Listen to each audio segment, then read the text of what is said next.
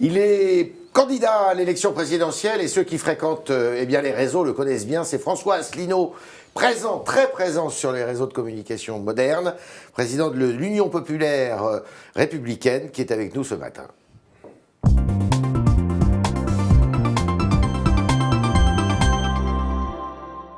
Bonjour. Alors c'est le jour, qu'avez-vous à déclarer en termes de patrimoine? Ah, aujourd'hui, Ouais. ça y est, j'ai déclaré. Je peux Alors, vous avez quoi? moi, j'ai un appartement à Paris que j'ai acheté avec ma femme. On s'est endetté sur 17 ans. Ouais. On a fini de rembourser, voilà. Puis j'ai une petite maison de campagne qui est un petit peu en ruine, qui est dans la Nièvre, voilà. Et puis j'ai également 2 placements immobiliers, des studios et 2 pièces en Polynésie que j'ai acheté, voilà. Et puis c'est tout. Et sinon, je n'ai pas... Pas de Ferrari, pas de je n'ai Porsche, pas de Ferrari, pas de compte à Genève, je n'ai pas de compte Luxembourg. non plus. Je n'ai pas non plus d'actions. Je n'ai pas de... et j'ai des comptes en banque qui sont très déficitaires. Et pour faire ma campagne, je me suis mis en disponibilité pour convenance personnelle depuis plusieurs semaines. Donc je n'ai plus de salaire et donc j'ai sollicité un prêt personnel à ma banque. Voilà. D'accord, pour la campagne. Voilà un prêt pour que je puisse vivre. En fait. C'est un prêt de combien? J'ai demandé un prêt de 60 000 €, voilà, mais ma banque m'a fait savoir qu'elle ne me donnerait sans doute pas autant. Donc, mais c'est aussi pour financer votre campagne? Ah non, pas du tout. Ça, c'est pour vivre. C'est pour vivre, oui. D'accord. Voilà. C'est votre métier aujourd'hui? Eh bien, en ce moment, je suis en disponibilité. Non, mais sinon? Sinon, je suis inspecteur général des finances. Toujours, voilà. d'accord. Oui, mais là, en disponibilité, vous savez, c'est une position administrative qui permet d'être... rattaché à l'administration pour ordre, pour ordre fonctionnellement, mais je peux revenir dans l'administration, mais je n'ai plus ni salaire, ni cotisation retraite, ni subordination hiérarchique, voilà. Combien d'adhérents à l'UPR? À l'UPR, on va franchir aujourd'hui les 19 500. Ah oui, il y a 15 jours, vous étiez à 16 500. Mais en ce moment, ça marche très bien. On a à peu près 200 à 300 adhérents par jour en plus. Oui. Voilà. D'accord. Et de quoi vous vivez, alors, le parti, cette fois? Le parti politique ne vit que de l'argent de ses donateurs et de ses adhérents. Voilà, nous avons 0 € d'emprunt bancaire. Vous acceptez de publier la liste de vos donateurs? À vrai dire, non, on ne l'a pas fait spécialement. Mais vous le feriez? Je le ferais, oui, volontiers, mais vous savez, on a très peu de donateurs qui donnent le maximum. C'est-à-dire le maximum, c'est 7 500 € par personne. Oui. Et honnêtement, on doit en avoir 4 ou 5 par an. D'accord. Voilà, mais il faudrait quand même que je leur demande par courtoisie s'ils sont d'accord. Ce sont des gens aisés, voilà. Il y a un médecin. Ah oui, c'est tous des Français. D'accord. Non. Si vous voulez me faire dire que comme les rumeurs circulant sur Monsieur Macron, il y aurait des banquiers qui se répartiraient et qui me donneraient plein d'argent, ça n'est pas le cas du tout. C'est pas le cas du tout. Non. La répartition de nos donateurs, c'est essentiellement des gens qui versent. Soit 30 €, c'est la cotisation annuelle pour l'adhésion, soit 10 € pour les chômeurs ou bien les personnes en difficulté financière ou les étudiants. Et puis, il y a aussi des gens qui donnent 100 €, 200 €. Alors, c'est déductible fiscalement. Comment, alors, votre campagne, vous allez la conduire comment? Beaucoup de meetings? Des meetings, pas beaucoup, mais des meetings, oui. J'en ai un d'ailleurs samedi prochain, le 25, à Paris. À Paris? C'est à 15 h, c'est au Paris Event Center, c'est à la porte de la Villette. L'entrée est gratuite. Combien? On attend combien de personnes? Il y a déjà plus de 5200 personnes inscrites quand même. Ah oui. C'est énorme. On va fêter le 10e anniversaire de notre mouvement politique. Vous êtes né en 2007. Le mouvement politique est né en 2007. C'était le jour anniversaire du 50e anniversaire. C'est ce que j'allais dire du traité de Rome. Voilà. Dont on fête aujourd'hui le 60e anniversaire. Dont on fêtera samedi. Voilà. Et nous, si j'ai choisi cette date il y a 10 ans, c'est pour justement tuer le traité de Rome, en fait. Hein. Voilà, c'est pour pas tuer, c'est sortir de l'Union européenne, de l'euro et de l'OTAN. Il y a embouteillage sur le souverainisme dans cette campagne Mais électorale. moi, je ne suis pas souverainiste. Est-ce que vous imaginez qu'on ait dit de Gaulle qui était souverainiste? Vous êtes quoi, alors, vous? Nous, on est un mouvement de libération nationale. C'est pas pareil. Souverainiste, ça a un côté un petit peu ridicule. On est prisonniers, nous, en France? Oui, on est prisonnier des traités européens. Par exemple, cette campagne est absolument hallucinante. Quels sont les candidats qui parlent des vrais sujets, c'est-à-dire de l'élection présidentielle? Non. Vous avez bien vu le débat, quand même, l'autre jour. Non. On parlait de la choucroute garnie, on parlait de ci, on parlait de ça. Non. On parlait de retraite, on a parlé d'école, on a parlé de sécurité, on a parlé de terrorisme. Oui, mais la retraite, l'école, la sécurité, tout ça, ce sont des sujets gouvernementaux, ça fera partie de l'élection législative. Oui. Mais comme le disait Charles de Gaulle, le vrai sujet de l'élection présidentielle, c'est l'indépendance de la France. Oui. C'est l'article 5 de la Constitution qui le précise. Et donc moi, je parle de l'indépendance de la France. Vous voulez sortir de tous les traités, vous euro, l'Europe, l'Union européenne, l'OTAN? Voilà. Mais ça fait 3 traités, vous savez, je l'ai déjà expliqué. On sort tout de suite. Vous êtes élu, on sort. On sort, on prend les mesures juridiques nécessaires. Mais vous ne faites pas de référendum, vous. Mais pourquoi voulez-vous faire Madame Le Pen, elle enfume les Français. Ah oui. Madame Le Pen, elle dit qu'elle va renégocier les traités pour obtenir 4, on ne sait pas très bien 4 quoi d'ailleurs, 4 morceaux de souveraineté. Moi, je voudrais dire un joli proverbe turc, vous savez, qui dit on n'est pas un peu enceinte. Voilà. On est soit souverain, soit on ne l'est pas. Donc Madame Le Pen, elle a une bouillie pour les chats. Vous savez pourquoi elle a une bouillie pour les chats? C'est comme Monsieur Mélenchon d'ailleurs. C'est parce que elle essaye d'attirer à elle des électeurs qui veulent rester dans l'Union et d'autres qui veulent en sortir. Il y aura forcément des cocus dans l'affaire, n'est-ce pas? Nous, on ne veut pas rassembler des gens qui veulent rester dans l'Union européenne. Moi, je comprends que des gens veuillent rester. Mais nous, on veut rassembler tous ceux de droite, du centre, de gauche, qui ont compris que toutes nos politiques économiques, sociales, diplomatiques, militaires sont fixées à l'étranger et que nous devons appliquer l'article 5. Ils sont majoritaires, ceux-là, à votre avis, dans notre pays? Écoutez, je pense que oui, s'ils se rendaient compte de la situation, s'ils se rendaient compte, par exemple, que toutes nos politiques économiques et sociales, dont on a débattu lors de ce débat lundi à TF1, j'en ai d'ailleurs été exclu parce que sans doute on savait ce que j'aurais dit. Parce que tout ça, c'est très gentil de parler. Vous serez là le 20 avril. Ah ben ouais, je serai là si je suis invité. Moi, quand je suis invité, priori, je viens. Vous serez invité. Voilà. Maintenant, il paraît qu'il y a certains candidats qui commencent à dire « Oh là là, je ne vais pas aller là-dedans ». Donc vous en avez pensé le plus grand mal du débat de lundi soir. D'abord, ce n'était pas un débat. Oui. C'était une juxtaposition de monologues. Ils se sont interpellés quand même. À la fin, il y a eu quelques... mauvaise foi. Non, c'est pas la mauvaise foi. Écoutez, d'abord, c'était extrêmement ennuyeux. Oui. Deuxièmement, ça avait été préparé. On avait dit, à chaque candidat quelles allaient être les questions. Et donc, c'est vrai que ça s'est animé un petit peu à la fin. Il y a eu quelques noms d'oiseaux. Mais c'était pas un débat sur le fond. Et surtout, qu'est-ce qu'on va faire tout seul? Attendez, et surtout, on a fait croire aux Français que l'élection présidentielle consiste à parler des retraites et de la sécurité. Ouais. L'élection présidentielle, j'insiste, consiste à ce que la France soit souveraine et indépendante. C'est Charles de Gaulle qui l'avait voulu. Qu'est-ce qu'on fera tout seul, hors de l'Europe, hors de l'OTAN, hors de l'euro? Mais pourquoi voulez-vous qu'on soit tout seul? La Suisse... On repasse des traités bilatéraux avec les pays? J'ai expliqué à l'un de vos confrères, c'était sur Europe 1 il y a quelques jours, que la France est liée au reste du monde par 6686 traités. Bon, la journaliste ensuite est allée chercher des poux dans la tête, elle a téléphoné au Quai d'Orsay pour vérifier ce que je disais. Et en fait, elle a dit non, en fait, il n'y en a pas 6686, il y en a 6624. Bon. D'ailleurs, il faudrait que je vérifie parce que je persiste sur mon propre nombre. Mais peu importe. Ça veut dire qu'une fois qu'on sera sorti de l'Union européenne, on va sortir de 3 traités. Traité de l'Union européenne, traité sur le fonctionnement de l'Union européenne et traité de l'OTAN. Il en restera 6683. Ça veut dire que la France restera membre notamment de l'Organisation des Nations Unies avec membre permanent au Conseil de sécurité, membre de l'Organisation mondiale du commerce. Actuellement, d'ailleurs, on y est, mais on ne peut pas négocier. C'est un commissaire européen qui négocie nos intérêts pour nous avec les 27 autres. Donc, on se fait avoir. Et on continue sur le traité sur l'environnement on continue à en être membre? Non seulement on continue à en être membre, mais comme nous, on veut sortir de l'Union européenne. Si je veux ça, c'est pas par nostalgie ou par fantaisie.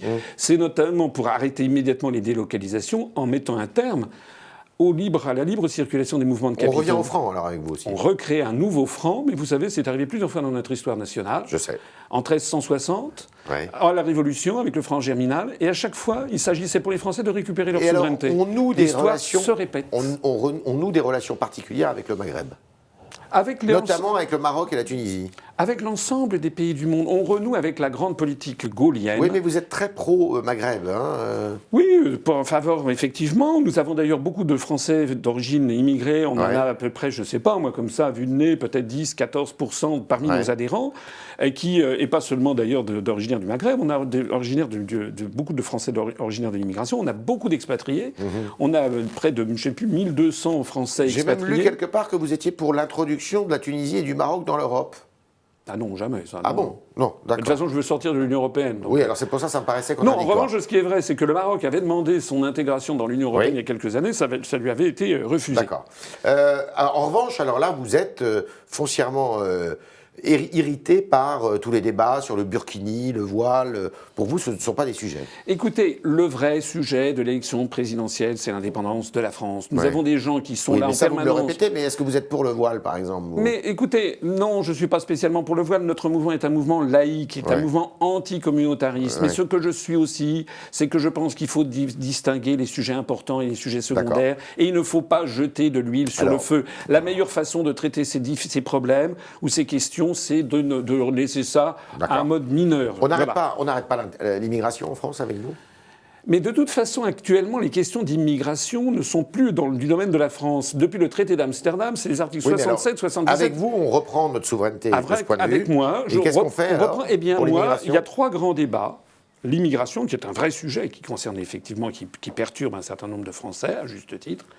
Il y a la dette publique et il y a les questions d'énergie, notamment le nucléaire. Et sur ces 3 grands sujets, j'ai prévu, si je suis élu, de lancer un grand débat national, successivement, où pour la première fois les Français pourront débattre et honnêtement, et tout le monde sera représenté, toutes les familles de pensée, et ça ne sera pas. Et qu'est-ce qu'on fait de ces débats-là ? Et une fois qu'on aura fait ces débats, on aura un référendum avec plusieurs questions. Sur chacun des questions. Voilà, et on demandera aux Français, par exemple, est-ce qu'ils veulent oui ou non sortir de l'espace Schengen ? Oui. Vous savez que l'espace Schengen c'est pas la même chose que l'Union européenne. D'accord. Moi, je propose de sortir de l'Union européenne. Pour l'instant, je ne touche pas à l'espace Schengen. Je demanderai aux Français est-ce que oui ou non vous voulez en sortir ? Oui ou non pour le nucléaire ? Oui ou non pour le nucléaire, pour les formes d'énergie, oui ou non pour l'immigration ? Voilà, mais ça sera. Vous comprenez que ce sont toujours des sujets compliqués. Il faut être nuancé sur ces questions. Par exemple, sur l'énergie, eh bien, sortir du nucléaire, il y a beaucoup de gens qui sont pour, mais il faut voir que ça a des conséquences financières considérables. Oui. Et donc, il faut que les Français, en adultes, moi, vous savez, depuis 10 ans que j'ai créé mon mouvement politique, je ne fais pas des petites phrases, je ne fais pas de la petite politique aérie. Et si notre mouvement est en croissance exponentielle, c'est parce que justement, les Français sont contents qu'enfin on ne les prenne pas pour des imbéciles et qu'on leur dise « qu'est-ce que vous voulez ?» On leur parle en adulte. Alors, dans la littérature qui circule sur le web aussi, on dit que vous voyez des conspirations américaines un peu partout. Oui, alors attendez, qui est-ce qui a écouté François Hollande il y a quelque temps ? C'était qui ? C'était quoi là ? C'était la CIA et la NSA ? Qu'est-ce qui se passe en ce moment en Europe ? Vous n'avez pas remarqué qu'il y a des troupes américaines et comment dirais-je, du matériel de défense qui arrivent constamment ? Donc c'est le grand Satan là ? Mais c'est pas le grand Satan, c'est simplement qu'il se passe là. Moi je dis ce qui se passe. D'ailleurs, j'ai été attaqué là-dessus. Bon. En fait, on ne sait pas comment m'attaquer parce que moi, je vais au fond des choses, comme le disait De Gaulle. Voilà. Et donc, on a essayé de me coller des étiquettes. Bon, j'ai déjà montré, je ne vais pas y revenir. Les gens qui sont intéressés par ça peuvent aller sur notre site Internet. Moi, je ne fais que citer les articles des journaux. Le journal Libération, c'est gaussé de moi parce que ils ont dit, oui, vous vous rendez compte, ils considèrent que le Dalai Lama est financé par la CIA. Oui, sauf que c'est justement un article de Libération qui le disait en 1998 que je peux vous montrer si ça vous intéresse. Oui, d'accord. Bon, ça n'a aucun intérêt.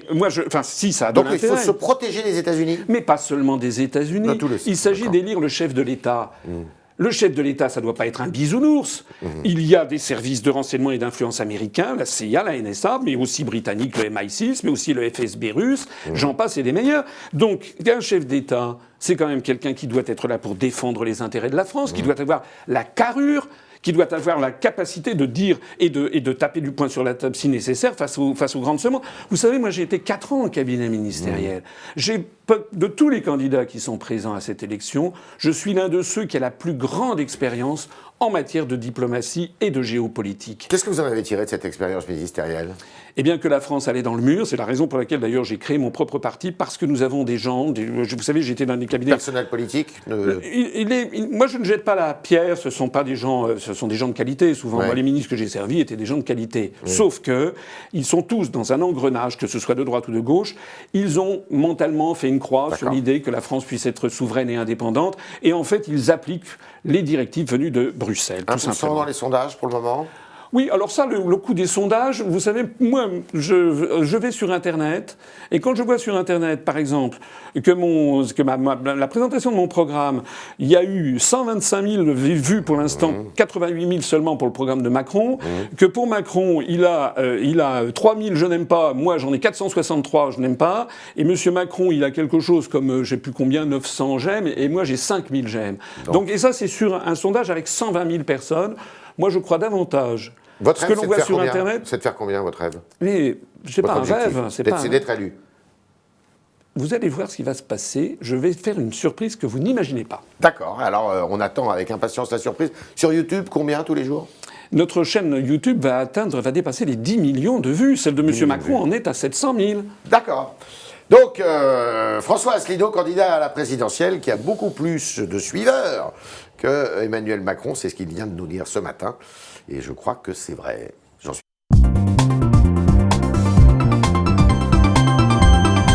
Bonjour Jean-Baptiste Semerjian. Bonjour. J'ai une première question qui vient de Pierre, qui vous dit, donc vous voulez que la France sorte de l'Europe. Pardon. Voilà. C'est bon, techniquement, tout va bien. On sort de l'Europe, on s'éloigne des USA, mais alors on s'approche de qui? De la Russie, par exemple? Mais non, mais ça, c'est toujours les visions polémiques. Bon, d'ailleurs, au passage, pourquoi voudrait-on s'éloigner des USA lorsque je vois que le président des États-Unis, c'est pas moi, c'est le président actuel des États-Unis, est en faveur du Brexit, a prophétisé lui-même que l'Union européenne allait se désintégrer et a dit que l'OTAN était une structure obsolète.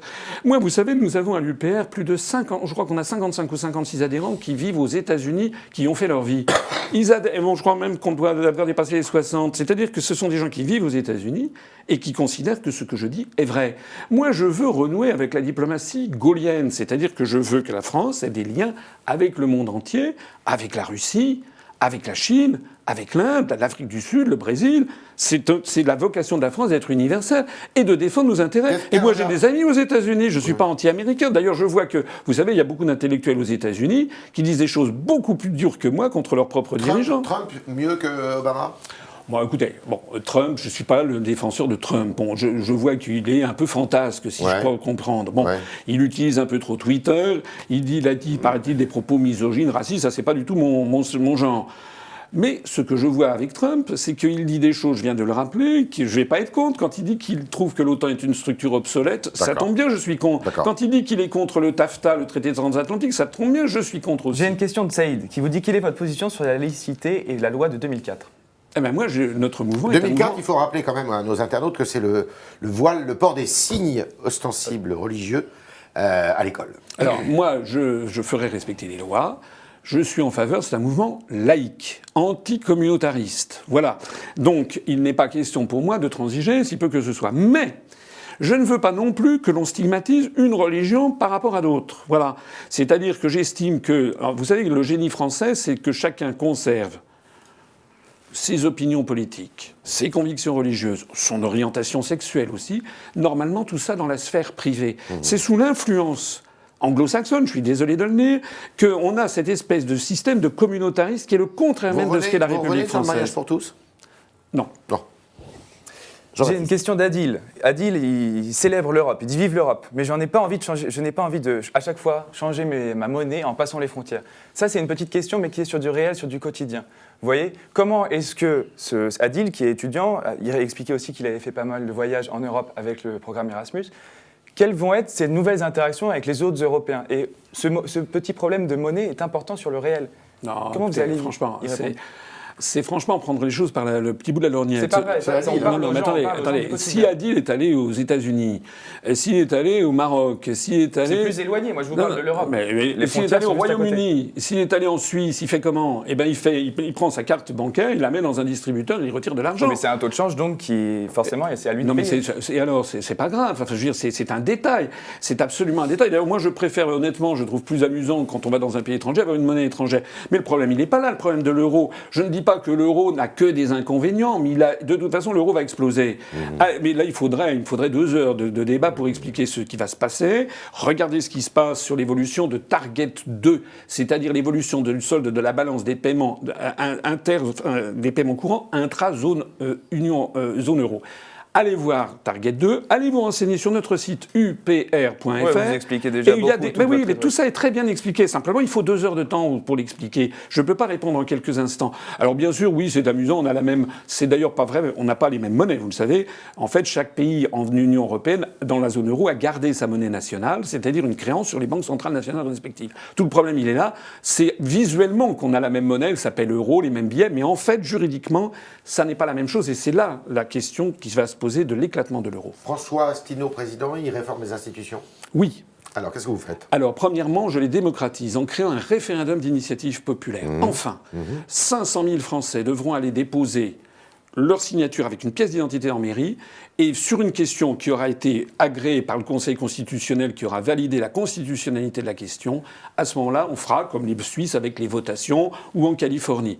Je reconnais la reconnaissance pleine et entière du vote blanc. Ça veut dire que si, dans un scrutin, le vote blanc arrive en tête, l'élection est annulée, elle est reportée... Y compris pour une présidentielle. Y compris pour une présidentielle, elle est reportée de 2 mois ou 3 mois, il faudra fixer ça par une loi organique, elle est refaite, et les candidats du scrutin annulé ont interdiction de se représenter, ça donne un pouvoir révocatoire au vote blanc. C'est ce qui existe en Suède et en Uruguay, je n'invente rien. Et vous réduisez le nombre de parlementaires ?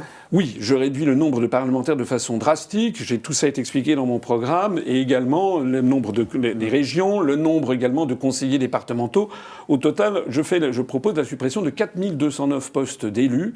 Avec la transformation des régions en établissements publics, ça fait 4,4 milliards d'euros. Vous revenez à une situation antérieure où les régions étaient des établissements publics. Voilà, du temps de Georges Pompidou. Vous parlez beaucoup de votre site internet et justement BD vous interroge. L'UPR est très actif sur internet. Peut-on gagner grâce au cybermilitantisme ? Et au-delà de ça, qui sont vos cybermilitants ? Comment est-ce qu'ils s'organisent ? Mais vous savez, ça n'est pas un choix. Ça fait 10 ans que j'ai demandé, et pas seulement moi, mais les gens qui sont autour de moi, de passer dans les grands médias du pays. Voilà. Et puis on n'y avait jamais accès. Voilà. D'ailleurs, ça a changé. Ça a changé d'ailleurs. La surprise. Et moi, ce qui m'a surpris, c'est la surprise des journalistes.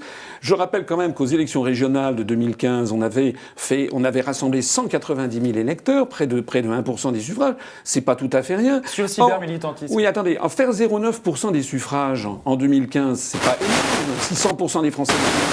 Mais s'il n'y a que 2% des Français ou 3% qui vous connaissent et qu'on fait près de 1, ça veut dire qu'on a une capacité de rassemblement tout à fait considérable. Les cybermilitants, eh bien écoutez, vous savez, ça va peut-être vous surprendre, mais moi je ne les pilote pas. On a des milliers de gens qui sont d'ailleurs indignés par le traitement médiatique qu'ils m'est infligé, y compris aujourd'hui. Hier, il y a eu des propos ignobles qui ont été tenus sur moi sur France Info, où on s'est attaqué... Par qui ? Je ne sais pas, mais on est en train... Notre avocat est sur le coup. On s'est attaqué à mon physique, parce que comme on ne sait pas m'attaquer sur le fond des dossiers, maintenant, nous avons des journalistes ou des communicants qui prennent un parti pris éhonté sur le service public de l'audiovisuel. Eh bien ça va se payer un jour, je peux vous le dire, et les Français sont absolument fou de rage, et c'est la raison pour laquelle il y a tant de mobilisation pour ma candidature. Contrôle des médias publics, si François Asselineau est président ? Pas contrôle des médias publics, démocratisation des médias publics. Vous voulez nationaliser TF1 ? Oui, renationaliser TF1, parce que TF1 a été national. Pourquoi TF1 ? Parce que TF1, c'est l'organisme qui mate l'opinion publique. D'accord. Je rappelle qu'au Royaume-Uni ou au Japon, la première chaîne de télévision est publique. Et le présentateur du journal de TF1 sera quelqu'un que vous aurez adoubé ? Non. En tout cas, pour l'instant, on ne peut pas dire que ce soit le cas. Non, mais si. Moi, ce que je veux, c'est que maintenant, vous savez, vous avez des boîtiers, par exemple, Médiamétrie, chez 80 000 foyers ou 100 000 foyers, et bien que l'on demande, de façon interactive, que TF1 devienne renationaliser la chaîne des Français, une chaîne interactive où on demande aux Français qui est-ce que vous voudriez voir aujourd'hui, quel débat voudriez-vous avoir, et que ce ne soit pas des débats ou des personnalités imposées aux Français. Voilà, c'était les réponses de François Asselineau, candidat à la présidence de la République. Quel lapsus ! Quel lapsus ! À vous, chers internautes, qui ont été très nombreux, Jean-Baptiste, à vous suivre. Alors, peut-être qu'on peut soupçonner l'UPR, votre parti, d'être derrière. Pourquoi vous pensez que vous êtes très bien organisé. Mais non, pas spécialement. Ça arrive. C'est pareil, En Marche. Non, mais attendez, si vous croyez ça, mais non, En Marche, ils sont nuls. Je suis désolé, si vous pensez qu'il y a un grand complot avec des gens et que l'on téléphone... Nous sommes extrêmement suivis sur Internet, c'est un fait, et vous allez voir le résultat que je vais faire dans les urnes.